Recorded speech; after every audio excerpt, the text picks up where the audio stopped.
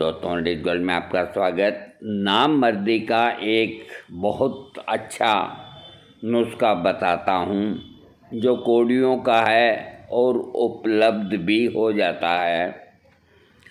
सफ़ेद गुंगची, गुंगची का मतलब होता है सफ़ेद चिरमी। खिरनी के बीज, खिरनी को रेणी भी कहते हैं। मेरे यहाँ काफ़ी पेड़ हैं और गर्मियों के अंदर बिल्कुल नीम की पकी हुई पीली निम्बोली जैसे फल आते हैं और बड़े स्वादिष्ट होते हैं। अंदर उनके दूध होता है। याद रखें, पुराने समय में या अब भी जो छोटी नौकाएं बनती थी वो खिरनी के पेड़ के तने से ही बनाया करते थे, क्योंकि खिरनी की पेड़ का जो लकड़ी होती है वो वज़न में बहुत हल्की होती है और मजबूत होती है। नीम के बराबर पेड़ होता है। और अब गर्मी में खिरनी आएगी तो ये पंसारी के आपको मिल जाएगी, नहीं तो सामने गर्मी आ रही है तो यहाँ हमारे यहाँ ठेले पे बिकती है, उसको रेणी बोलते हैं, रेणी, लेकिन इसका हिंदी नाम खिरनी है। सफ़ेद गुंगची यानी कि सफ़ेद चिरमी और खिरनी के बीज, लौंग सब एक एक पाव भर लें। यानी कि चिरमी सफ़ेद एक पाव और खिरनी के बीज और लौंग ये सब एक एक पाव लें और लेकर कूटकर शीशी में भर के पताल यंत्र से इसका तेल निकाल के एक सीख निकाल के पान में खाए, ऊपर एक छटांग घी खाए और 2 सीख खाए तो 2 छटांग घी खाए तो नामर्द मर्द हो। क्या कहना, हो। ऐसे नुस्खे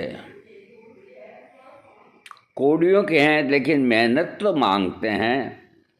अब मेहनत भी क्या है, पताल यंत्र से इसका तेल वो निकालना है बस। इसको थोड़ा समझ लो आप। सफ़ेद चिरमी, खिरनी के बीज और लौंग तो 1 2 3 चीज़ हो गई। ये पाव पाव भर लें, यानी कि 3 पाव हो गया। तो 3 पाव होने के बाद में इनको कूट पीट करके और पताल यंत्र के गड्ढे में इनको डाल दें। उस गड्ढे के नीचे छेद कर दें, ऊपर कपड़ मिट्टी करके, और उस छेद के नीचे एक कटोरी रख के चारों तरफ कंडे लगा दें। ये इसको पताल यंत्र बोलते हैं। तो उसमें से नीचे जो कटोरी है उसके अंदर तेल निकल आएगा। किनका? लौंग का भी आ जाएगा और चिरमी का भी आ जाएगा और खिरनी के बीजों का भी आ जाएगा। तीनों का तेल आ जाएगा। तो सावधानी से निकाल लें, राख न पड़े, और निकाल के एक शीशी के अंदर भर लें। बस कंप्लीट हो गया काम। अब इसको खाने का तरीका उसको समझो। पान में खाएं सबसे बढ़िया है। एक सीख, सीख जानते हैं, माचिस की जो तिल्ली होती है ना, उसको सीख कहते हैं। बस उस शीशी के अंदर माचिस की तिल्ली यूँ डुबो के निकाल लो और पान के ऊपर यूँ लगा दो और वो पान खाओ। पान खाने के बाद एक सीख लगाओ और पान खाओ। उसके बाद एक छटांग गाय का घी खाओ। और अगर और आनंद लेना है तो 2 सीख भी लगा सकते हैं, लेकिन फिर उधर 2 तोला गाय का घी खाना पड़ेगा।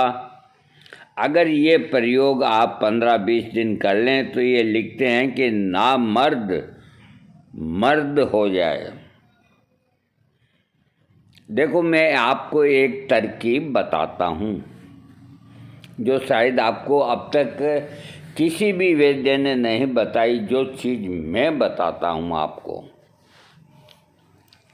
बस थोड़ा सा ये है कि जहाँ कॉलेज होते हैं वहाँ उनकी लैब होती है साइंस की, और लैब का अंदर जो रहता है वो अलग ही उसकी तनख्वाह होती है।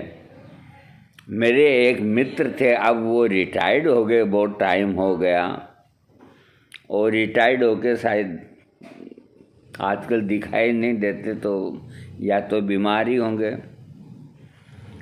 तो उनके वहाँ क्या है, लैब के अंदर मास्क लगे रहते हैं, कांच के बड़े बड़े नलियाँ और मास्क लगे रहते हैं।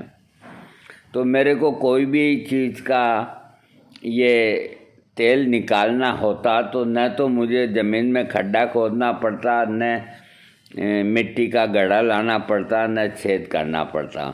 मैं उनको सामग्री जाके लेके तो मेरे को बिठा देते, मैं बैठा बैठा सिगरेट फूंकता रहता, और मेरे सामने वो मास्क के अंदर डालते और उसको हीट देते, और एक नलिका में से टपक टपक टपक जो भी उसमें होता रस या जो वो निकल आता।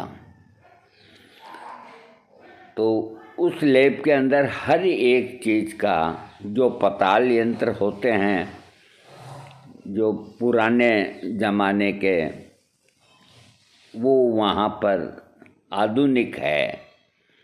तो ये जो एक्सट्रैक्ट बनाते हैं दवाओं का, तो ये अब पताल यंत्र की जगह इन्हीं को काम में लेते हैं। लेकिन इतनी बड़ी लैब अपन कहाँ से लाएं?